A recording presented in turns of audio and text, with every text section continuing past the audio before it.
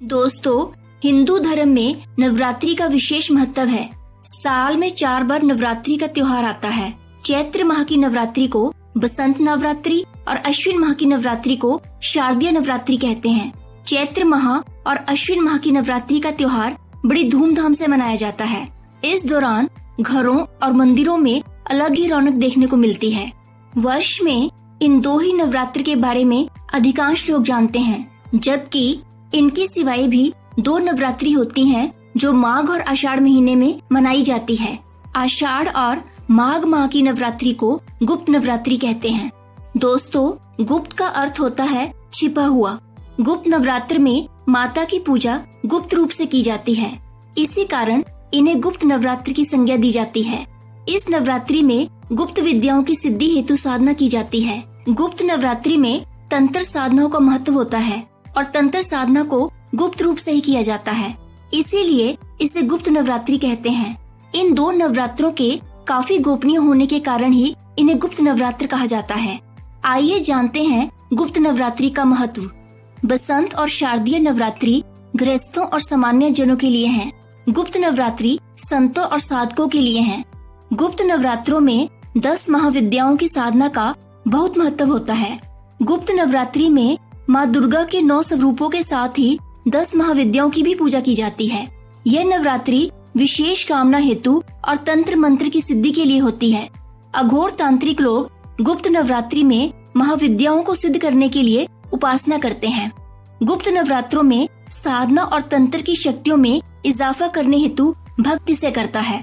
इस दौरान देवी भगवती के साधक बेहद कड़े नियमों के साथ व्रत और साधना करते हैं। इस दौरान लोग लंबी साधना कर दुर्लभ शक्तियों की प्राप्ति करने का प्रयास करते हैं। गुप्त नवरात्रि में विशेष पूजा से कई प्रकार के दुखों से मुक्ति पाई जा सकती है। यह नवरात्रि मोक्ष की कामना से भी की जाती है। गुप्त नवरात्र में 10 महाविद्याओं की साधना कर ऋषि विश्वामित्र अद्भुत शक्तियों के स्वामी बन गए।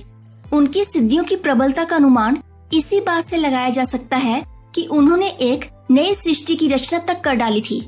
इसी तरह लंकापति रावण के पुत्र मेघनाथ ने अतुलनीय शक्तियां प्राप्त करने के लिए गुप्त नवरात्रों में साधना की थी। आइए जानते हैं गुप्त नवरात्रि दूसरी नवरात्रि से क्यों अलग है। बसंत और शारदीय नवरात्रि को प्रत्यक्ष नवरात्रि कहते हैं। इनको बड़ी धूमधाम से मनाया जाता है, पर गुप्त नवरात्रि को गुप्त रूप से मनाया जाता है। गुप्त नवरात्रि में साधक अपनी साधना को गुप्त रखता है। ऐसी मान्यता है कि गुप्त नवरात्रि में साधक को अपनी पूजा और मनोकामना को गुप्त रखने से सफलता प्राप्त होती है।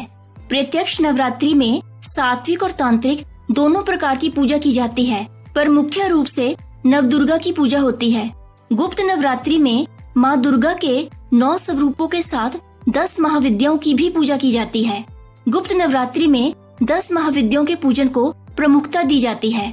गुप्त नवरात्रि में अधिकांश रूप से सिद्धि प्राप्ति के लिए तांत्रिक पूजा की जाती है।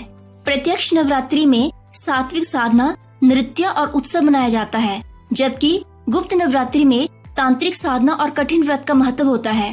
प्रत्यक्ष नवरात्रि को संसारिक इच्छाओं की पूर्ति हेतु मनाया जाता है, जबकि गुप्त नवरात्रि को आध्यात्मिक इच्छाओं की पूर्ति, सिद्धि और मोक्ष हेतु मनाया जाता है।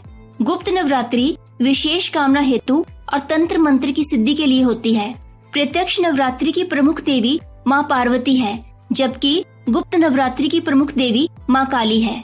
तो दोस्तों, ये थी आज की जानकारी अच्छी लगी हो तो चैनल को सब्सक्राइब करें और वीडियो को ज्यादा से ज्यादा लाइक और शेयर करें, ताकि सभी इस जानकारी से लाभ उठा पाएं। फिर मिलते हैं एक नए ज्ञान के साथ, एक नई जानकारी के साथ। तब तक के लिए आप सबको मेरा प्रणाम।